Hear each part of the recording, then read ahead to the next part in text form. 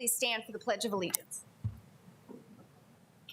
I pledge allegiance to the flag of the United States of America and to the republic for which it stands, one nation, under God, indivisible, with liberty and justice for all. Good evening. You'll notice we have two board members who are traveling and unable to attend today, so we are at 3. We will move on to approval of the minutes of the meeting held November 8th, 2021. Do I have a motion to approve? So moved. Second. I have a motion and a second. All those in favor signify by saying aye. Aye. Opposed, same sign. Those are approved. We have 3 people wishing to address the board on non-agenda items, so they will each get 5 minutes. The board sets aside a portion of each meeting agenda to hear from community members on items of general interest or concern, as well as regular agenda items. Comments are limited to the 5 minutes unless more than 3 people have signed up. Then the group is limited to 15 minutes total. And we'll let you know when you have 1 minute remaining so you can wrap up your comments. If there are multiple people attending to speak on one topic, we would encourage you to coordinate your comments. When you're called to the podium, please identify yourself and your address and the organization you represent for the record of the meeting. If you have any visual aids or handouts, please see a member of our communications team prior to the meeting. They will help you distribute information and approve any item to be shown for public viewing. The board does not take comments during this time on personnel matters, and all meeting attendees are expected to treat others with respect and civility. The board will not respond to individual comments, and staff may be requested to follow up as needed following the meeting. Thank you for coming tonight, and you're always also welcome to email all of us individuals and any administration as well with comments, and probably get a written response if you needed one. Our first speaker this evening is Amy Brunner, please.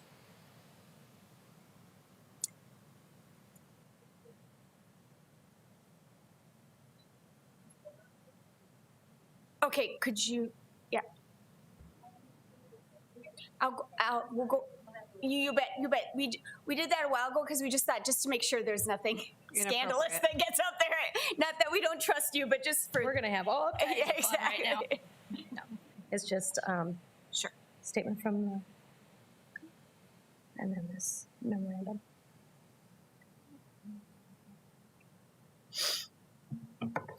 And Kate will time you in when you have a minute left and so forth. Okay. I think I'll make it in under that.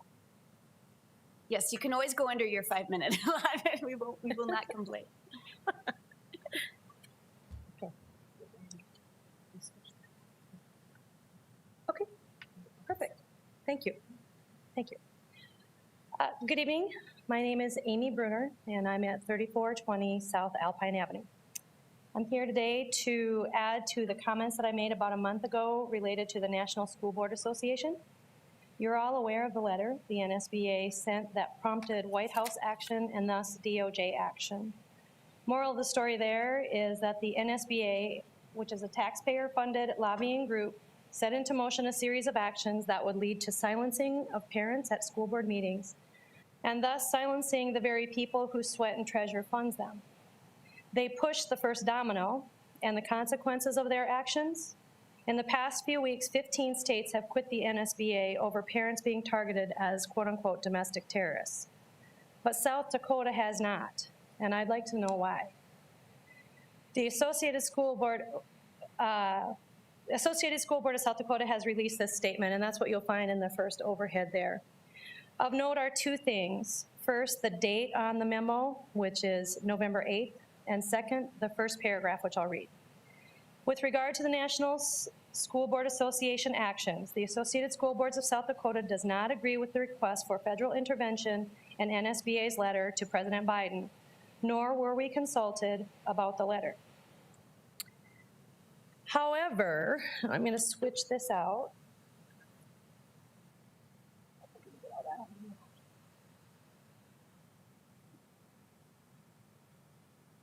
And I can email both of these to you later this evening. They're easily publicly available. I guess maybe we just should have that. Let's just view the top. This is the memo, NSBA memo. Let me just show that. Thank you. However, around November 11th, an NSBA memo was leaked. The memo was dated October 12th and was addressed to state association officers and executive directors. The memo talks about the content of the letter sent to the White House and follow-on action taken by the U.S. Department of Justice. The memo also states that the NSBA emailed a notice to state association executive directors on September 17th. They emailed that saying that the letter requesting federal assistance would be sent. It's important to understand that the Associated School Boards of South Dakota were informed of the letter before it was sent to the White House. I'd like to know if they did anything to stop it from being sent. If not, I would view that as tacit approval by our state association of an effort to stop the very taxpayers who fund their organization. Furthermore, the Associated School Board's statement says that they, quote unquote, have chosen to work with the National Association Board of Directors to effect change in the organization. But that's like the fox guarding the hen house, because as far as I could tell from my research, and correct me if you know something that I don't, Viola Garcia, who is the NASB board president, and Chip Slavin, who's the interim executive director and CEO, are both still working with and/or involved with the NSBA. They are the two people who signed the letter sent to the White House in the first place. They pushed the first domino and then were expected to believe that they are going to be part of the solution. Beyond just that, what benchmarks can we expect to see for this so-called improvement? When can we expect answers and real change? How will we be made aware of substantive change? Are they going to try to stop the FBI from using counterterrorism tools to investigate parents? I want to know why the National Association was seeking federal assistance for local jurisdiction issues. Let's really analyze the use of our local tax dollars. What benefit does the NSBA really provide for students, families, and citizens of Sioux Falls, our city? What value do they bring to our community, and is that value great enough to overcome the breach of trust that they have perpetrated? All of these quote-unquote working with comments seem like lip service to me. It seems like these people are trying to save their jobs, organizations, and maybe their agendas, and it's happening on my dollar. It needs to stop. I would assert that an organization that tries to silence the very people who fund them is not worthy of a single penny of my tax dollars. As such, I ask that the Sioux Falls School District and Board inform the Associated School Boards of South Dakota that if it does not drop its membership to the National Association of School Boards, we will drop our state membership. Let's become state number 16 to stand up for the voice of parents. Thank you. Thank you. I would offer, I had told you also that we are an SBA, but there is a new executive director of the Dr. John Heim, who starts tomorrow. So that is different. That's not, he had not signed the letter, was not a member of the organization when that letter came out. Okay. Thank you. Okay. Next we have Kathy. I always slaughter your name, Kathy, and I know you, so I'm sorry about that. Breck, you say it and say it correctly for me, please. You can do it. It's Kathy Brachtosbauer. Thank you. I live about a block over here on Poplar. And I have a very short story and a suggestion. You can't go very far in math if you don't know your times tables. Pretty soon you're going to need to reduce fraction or something, and you're going to need this. So it's kind of a roadblock. And when I was teaching a remedial group of 8th graders in Ann Arbor Junior High one time, I had a student who had this very roadblock. And one day, it wasn't quite exasperation, it was more like hopefulness. I said to her, "Joanne, when you learn your times tables, I'm going to make you a cake." And what do you suppose? That was all it took. She learned her times tables. And it was just amazing that it took so little. And so sure enough, I made this cake. It was, like a 9 by 13, and decorated it in little sections with a little times thing on each one, 7 times 9 is 63 on one. 4 times 8 is 28 on one, all over the top of the cake.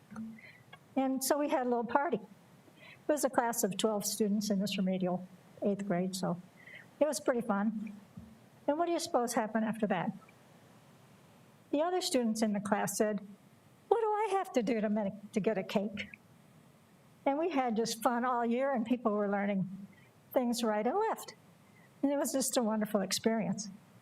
And so what had happened was, it turns out that in the Ann Arbor school system, the teachers were all given the opportunity to take a community ed class.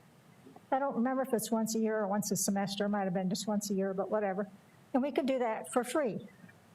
And I happened to be taking a class in cake decorating. So I was able to have some great fun with my class, with the students, using different techniques that I was learning in my community ed class. And it reminds me that that's something that we could do here in Sioux Falls. We have a lot of community ed classes, and we have a lot of teachers that could use a little bonus. And of course, if I had had kids at the time, I might not have ever had time to do that, because you go home and grade all the papers, and you only have so much time. But it was very nice to be offered that. And I felt it was a way that our school system appreciated us and offered us some kind of little diversion. So I want to suggest that here, that we could offer to our teachers. And it wouldn't need to be anything that you can use in your classroom or anything, just could be fun, for just lifetime enrichment. And it would show appreciation to our teachers, because we do have a lot of wonderful things going on in community ed. And we have a lot of wonderful teachers who need a little appreciation. And I hope they realize we appreciate them, but this would be something special that you could offer. So I'm just making that suggestion. I appreciate your considering it. Thank you. Thank you, Kathy. And last, we have Chad Bishop. I didn't know if you made it. There you are.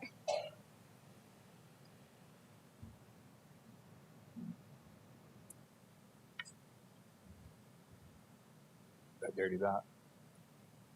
Sorry, I didn't warn you. I apologize. I should know by now.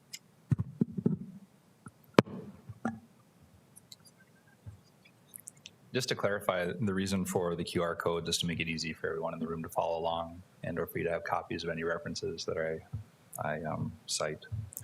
So my name is Chad Bishop. I live at 7405 South Valencia Drive here in Sioux Falls.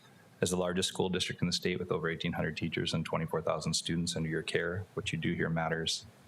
On November 8th, I addressed this body and began a statement where I intended to ask you to offer, if not require, screening for SARS-CoV-2 antibodies or adaptive T-cell response prior to the administration of vaccines for children on the Sioux Falls School District property.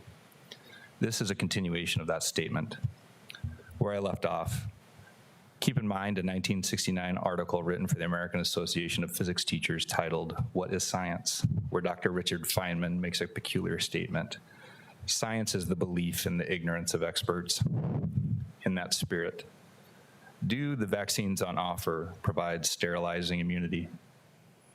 Do the vaccines on offer, and I mean that in terms of the medical sense, not the tinfoil hat conspiracy sense, do the vaccines on offer prevent infection? Do the vaccines on offer prevent transmission? Do the vaccines on offer confer the development of mucosal IgA antibodies? Do the vaccines on offer confer the development of IgG antibodies for any other proteins other than the spike? Why are boosters already being required? We just started administering these vaccines a year ago. On October 17th, the Argus Leader reported, what that means is better than 99% of all South Dakotans who have either been vaccinated or recovered from COVID-19 have not tested positive or tested positive a second time. You should ask yourself what the cycle thresholds used and the RT-PCR assays used to diagnose them the first time, and what rate of false positives occurred as a result. It has been 20 months and 12 days since the first case of COVID-19 was diagnosed in the state, and less than 1% have been reinfected according to the state epidemiologist, as reported by the Argus. What should we make of a recent letter from the CDC in response to Dr. Aaron Cariarty's FOIA request, where the CDC admits that they have no documented evidence of a single person with natural immunity getting reinfected and transmitting the virus? If you've followed my arguments thus far, you understand it can be credibly argued that there is very little benefit offered by the vaccines to the COVID-19 recovered or to society by them taking them. The vaccinated can still become infected and can still transmit the virus. Now extend this logic to the demographic that is at least risk of adverse outcomes, children. On October 1st, the governor of California became the first in the country to require mandatory vaccination of children for them to attend either public or private schools, K through 12. The concern is that these political trial balloons get floated in a sympathetic jurisdiction and then enforced nationally. If we follow what our president told us in July, if you took the vaccines, you would not get sick, you would not be hospitalized, you would not get the virus. Guess he was wrong. On October 29th, the FDA approved the emergency use authorization for the Pfizer-BioNTech vaccine for 5 to 11-year-olds. The same vaccine was analyzed in the Israeli study I mentioned 2 weeks ago. We're at a point where the most vulnerable have been vaccinated or had the opportunity to avail themselves of the vaccine. Are we now mandating the vaccination in violation of rights to protect those who will not protect themselves? California is mandating it for their children to learn. Thank God we don't live in California. Stanford's John Ioannidis, renowned epidemiologist, characterizes the risk stratification of COVID-19 as 10,000-fold between an 80-year-old with comorbidities and a metabolically healthy 10-year-old child. What does this mean? It means that their risk in terms of absolute risk reduction, if they've already had the disease and they have recovered, the benefit to them of giving them a vaccine is negligible.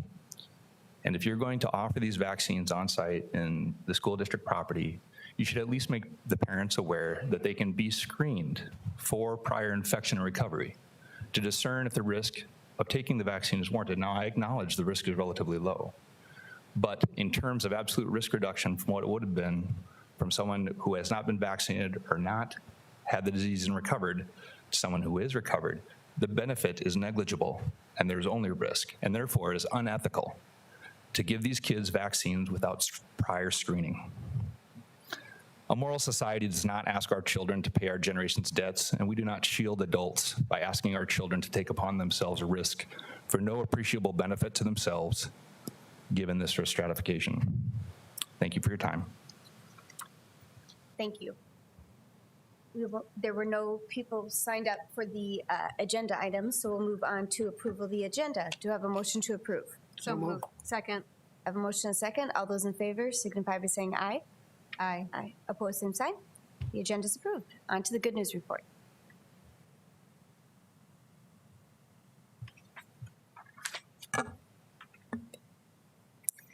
Good evening. I wonder if you can all think of a time maybe when you've crammed for a test.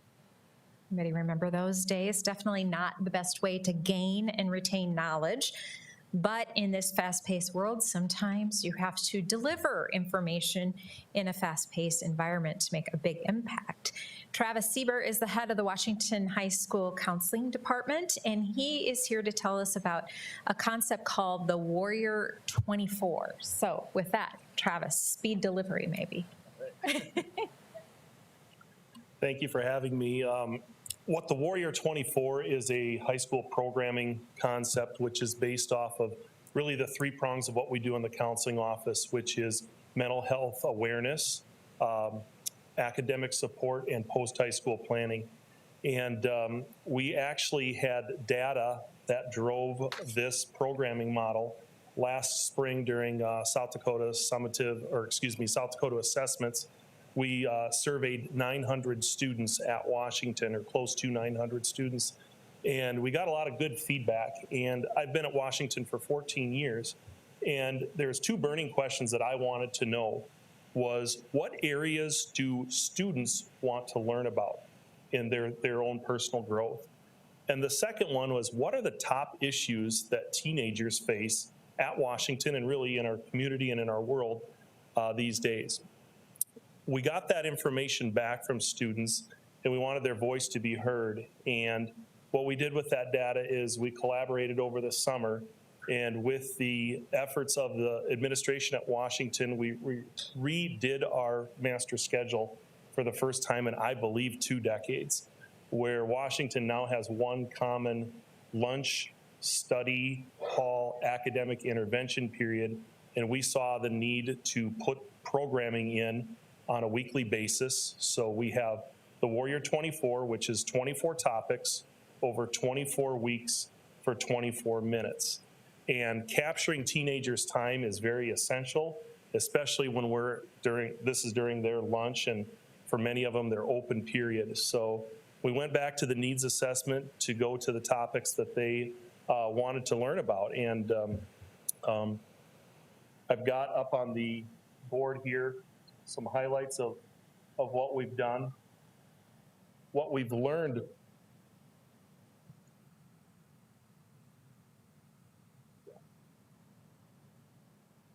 What we've learned sometimes is the best message is the peer-to-peer message, which we started this in September. And for homecoming week, we talked about the Warrior Way and getting involved. And we invited on this one all freshmen to come to the auditorium. And this picture up here, we invited 7 seniors who have lived the Warrior experience. They were maybe started a club or an organization on their own. They've done very well in their activity, and they spoke about what being involved meant to them. We also had the freshman focus, which was focused on academics and being well-rounded. And as you could see, we then went to opt-in, and we were really nervous about having students give up their time, their own personal lunch, maybe to come into this, but we've been averaging between 40 and 55 students. And we think that's a good start. We're constantly tweaking this and constantly looking for community partners to come in and speak on these topics. So we're off to a good start, and I know that programming like this needs momentum.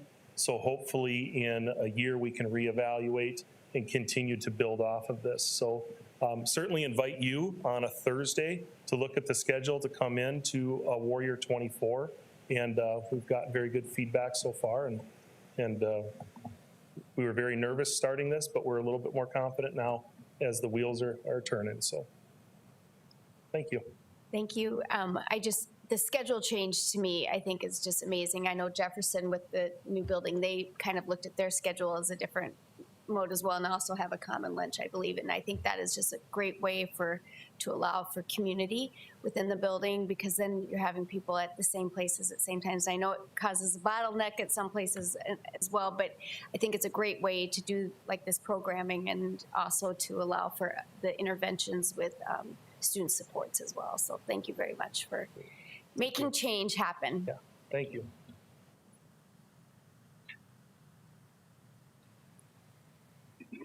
Forgot to mention we have 2 parts tonight. So thank you to Travis for sharing that information with us. As I mentioned at the November 8th meeting, it is Native American Heritage Month. Students throughout the district are focusing on Indigenous peoples and South Dakota's first residents. And I just found a link on YouTube. South Dakota Public Broadcasting has done a segment on Native American education in the Sioux Falls School District, and I believe that'll be airing this next week. So I found the link early in advance, and it's very well done. So we appreciate our partners at South Dakota Public Broadcasting. To carry on with this, Dawn Marie Johnson is here. She is one of those who is instilling pride and courage in both Native and non-Native students as the CTE and Community Outreach Coordinator for the Sioux Falls School District. So I will invite Dawn Marie up, and she has a student with her.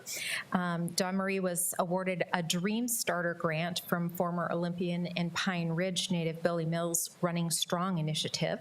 She's in her 2nd year here in the Sioux Falls School District working with students, and she and her student Alicia are here tonight to tell us a little bit about their work. And kudos to Rain, Dawn Marie's daughter, who attends a lot of school functions with her mom.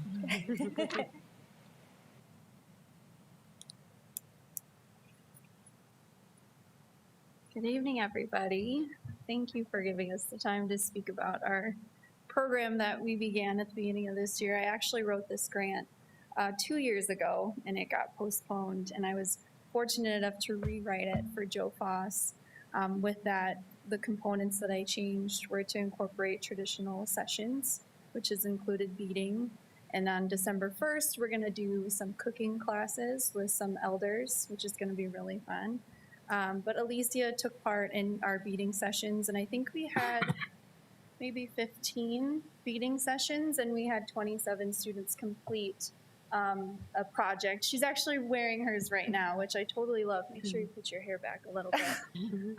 But we had a really good time getting together. It was almost 3 times a week, and it was Native students and non-Native students, which was really important. When I collected testimony from the students, we found that it was really empowering, not just for the Native students, but for them to be able to teach others as well.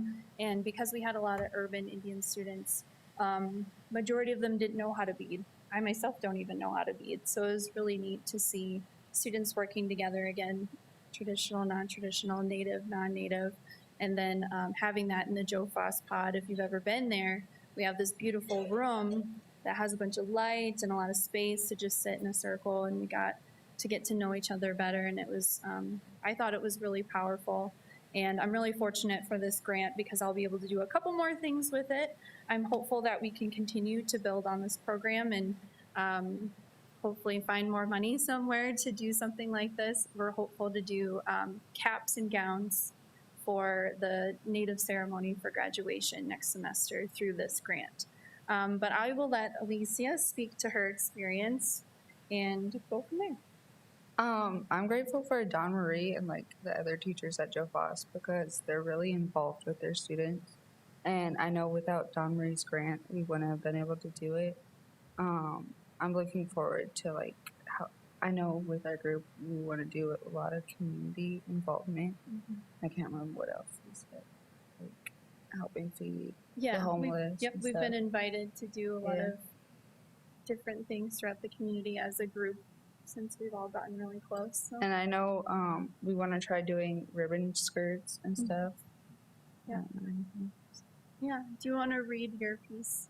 Oh, I made these earrings to like for the colors of the medicine wheel because like I always grew up we're all related no matter like what color we are. And then I included the orange for the 6,509 indigenous children that were found in mass graves. That history piece was really important, and I really wanted her to come and speak to that because we just had our Wear Orange Day. We did that at the school where staff were invited to wear orange on a particular day, which honored the children that were found in graves. So we've been doing a lot of different awareness things through our group and then through this grant. And that is me, yeah. And it's been really neat, like I said, to get everybody together and build that sense of community, not just for Native populations, but for other people to see us as people. And I'm hoping to build on that. And I hope Joe Foss can continue this program. And we're really glad we could be here tonight. Thank you. Thank you. Thank you. Thanks for taking the initiative to apply for the grant and offer this opportunity. And Alicia, thank you for coming here tonight and spending the time with us and sharing this story. Oh, and lastly, we do, through the Indian Education Parent Committee that I'm on, we are having a community meal on December 10th. Time is 5 to 8, and everybody is invited. I'm hoping and looking for volunteers. If anybody's able to do that, but you can reach me because it'll be at the Axtell Park building. So everybody's invited to that. I do. Do you want to say something that bad? No. Okay. All right. Thank you. Thank you.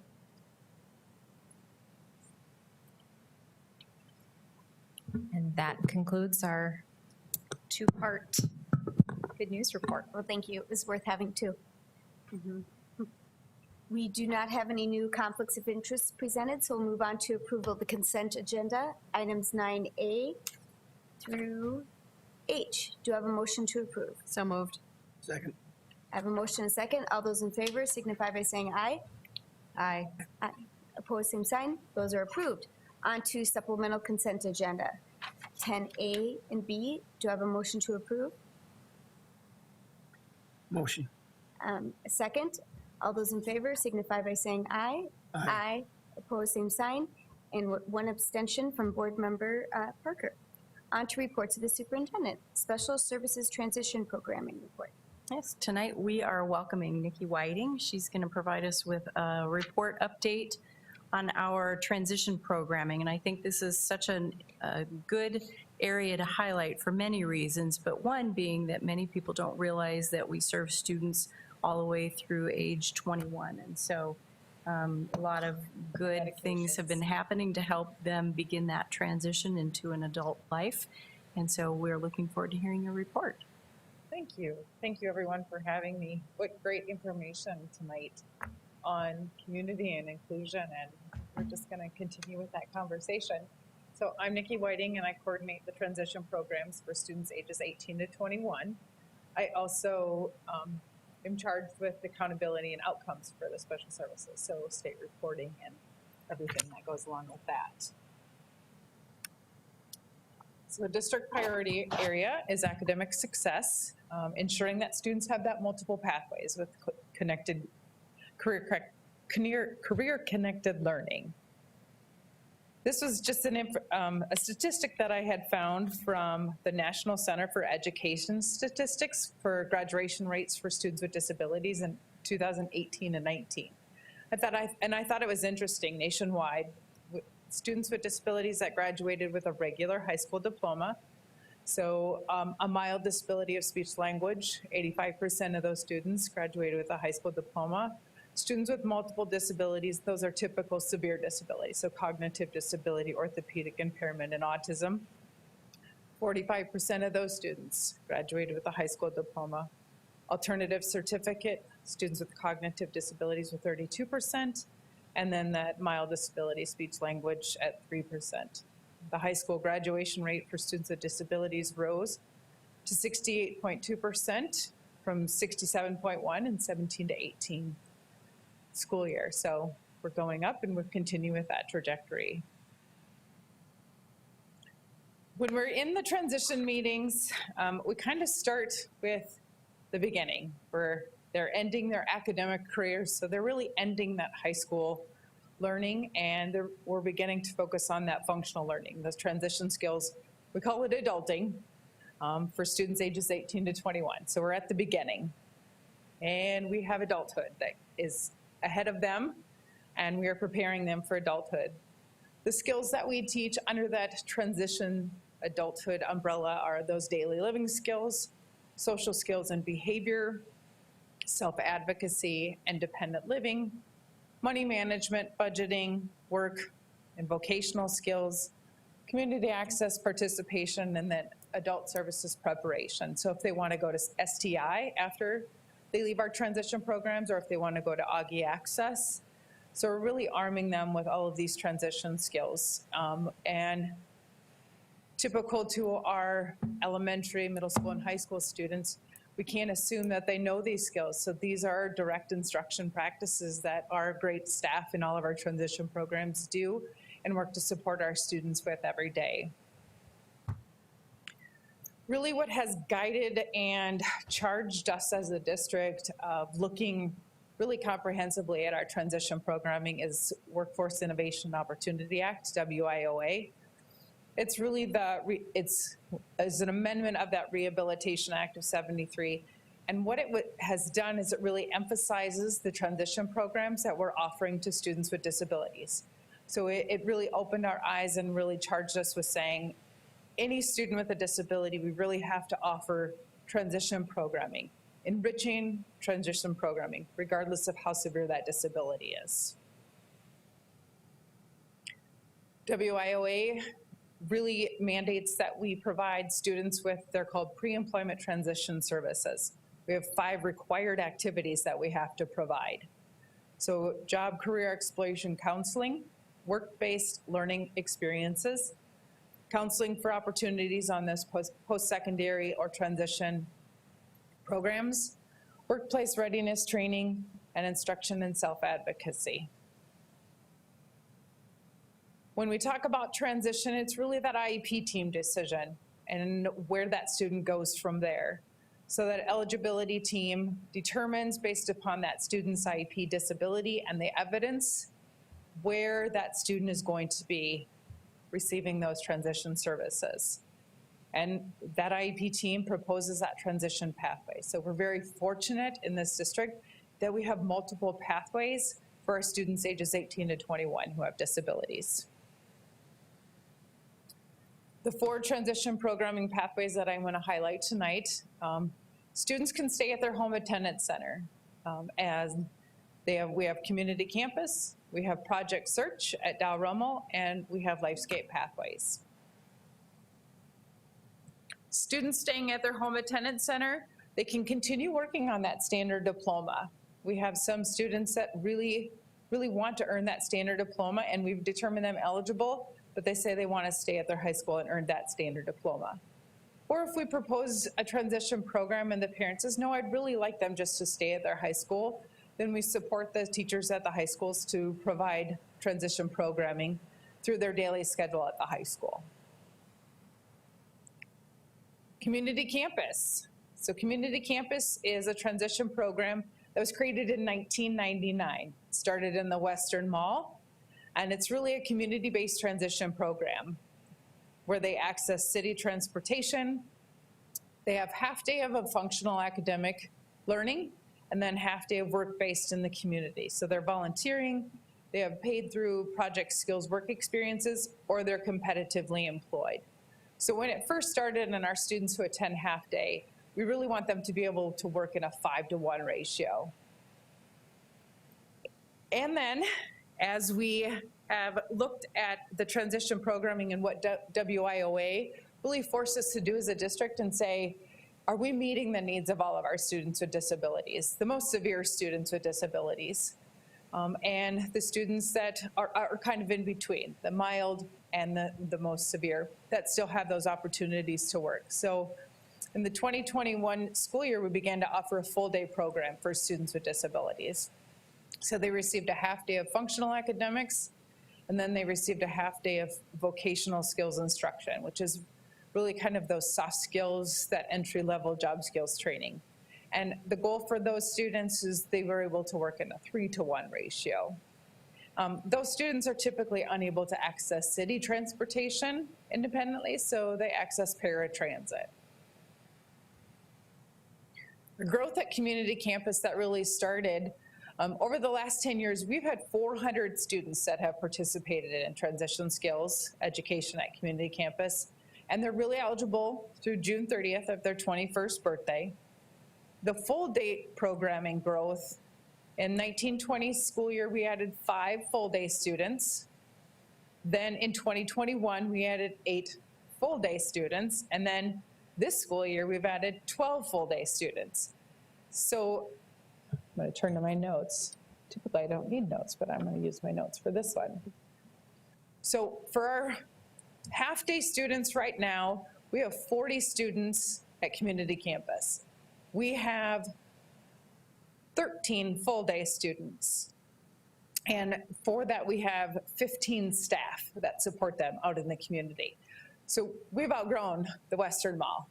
It's a small, we had 2 suites there. So our overflow, we had to find a place for those full-day students, and we are housed at Axtell right now. So we have some students that stay a full day at Axtell, and we have some students that attend a half-day community campus and go to Axtell for that vocational skills training. So we are looking, Mr. Kreider, we are looking to try and house everybody under one roof, because the goal is that they all have individualized skills. So they all should be able to go fluid between each level, the highest level for maybe math instruction, the lowest level for reading skills and vocational skills training. That's really the goal of that program and the vision that we have. Our next transition program is the Project Search program. The goal of the, Project Search is a transition to work program, and it's a national program. And we're very, very happy when we started talking to the National Project Search program.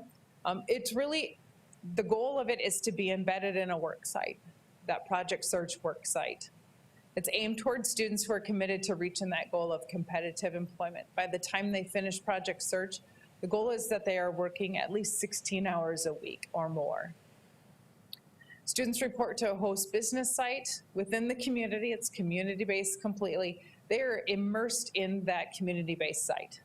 So all of the rules, COVID rules, everything that business requires, our students require.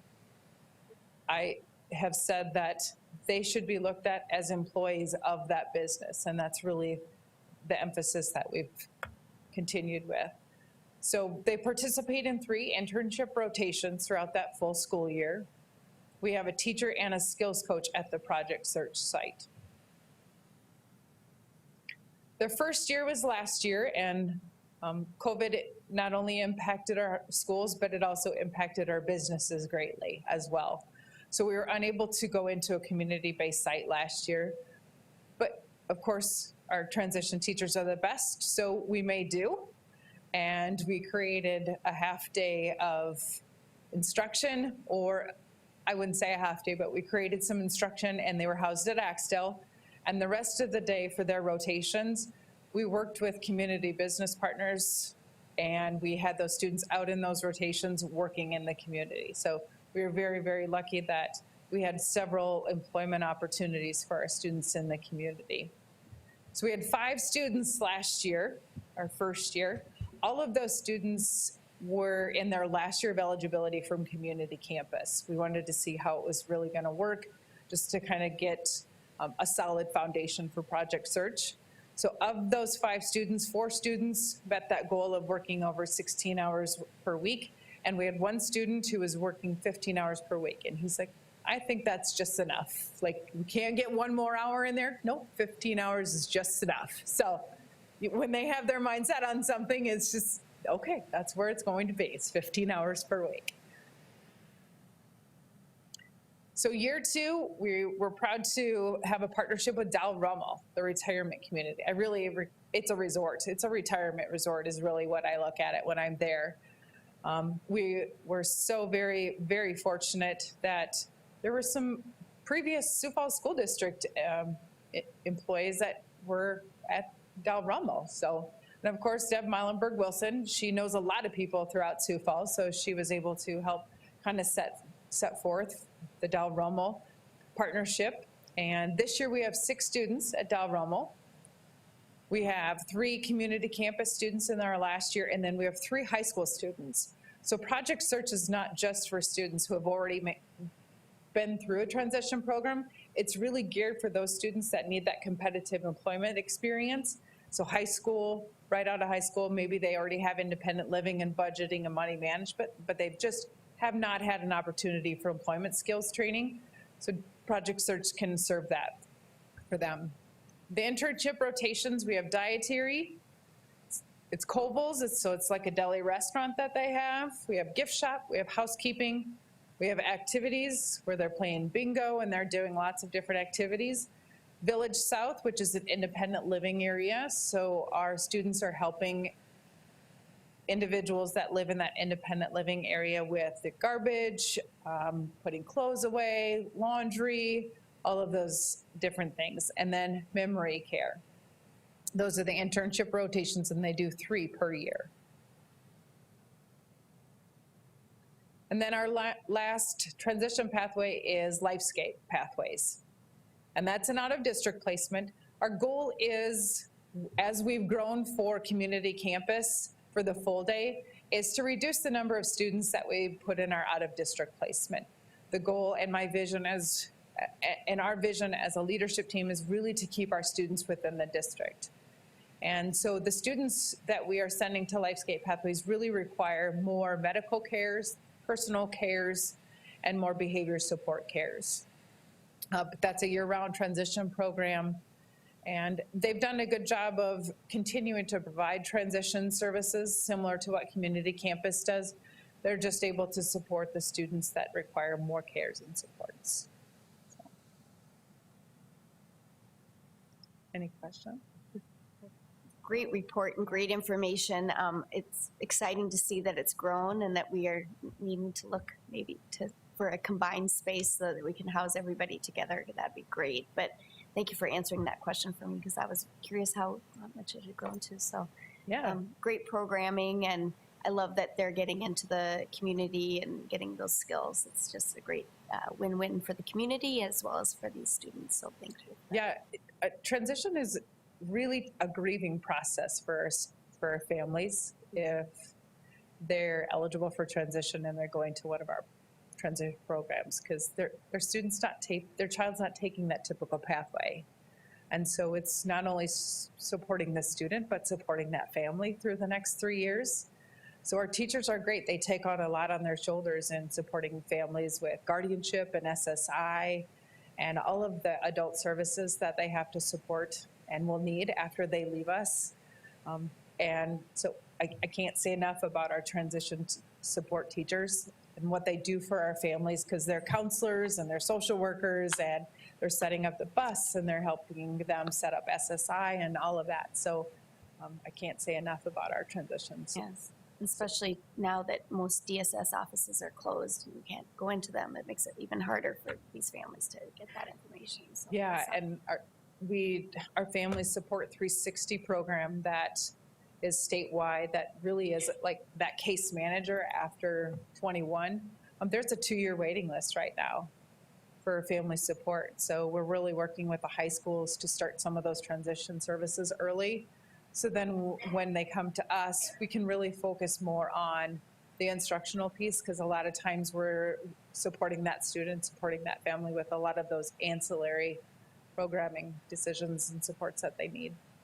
So I just want to give a shout out. You know, to make this program work, it takes a lot of community businesses who are willing to hire our students and to treat them like employees. And I love it when I am out in some of those locations and you see our students. And so it's just so important, and we really appreciate our businesses. And they've done it for many years as employers, but it's a gain for them as well, because they're getting some of the greatest employees in Sioux Falls. The other thing that I just wanted to highlight is just one thing that you mentioned briefly, but is so important to our students once they do transition into adulthood and they lose school transportation. They are very dependent upon city transportation, city services, accessibility kinds of things that help them navigate. And so we want to make sure that we thank our city and that we continue to encourage our elected officials to really think about life in Sioux Falls through that accessibility lens, so that they can cross the street and have curbs and all of the work that's happening. A lot of that is to increase those accessibility things, street crossing mechanisms that have both a visual as well as an auditory signal, and just all of the different ways, because we don't want a student to come all this way through transition and graduate and then not be able to access employment in all of the ways that they can.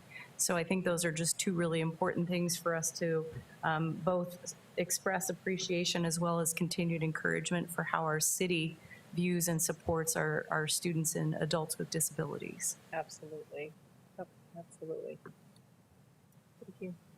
Okay, do I have a motion to acknowledge the enriching transition services we are providing for students within the Sioux Falls School District? So moved. Second. I have a motion and second. All those in favor signify by saying aye. Aye. Aye. Opposed, same sign. And thank you. On to setting the 2022 school board election date.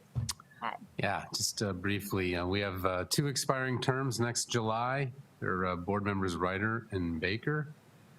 To fill the vacancies, of course, we must hold an election.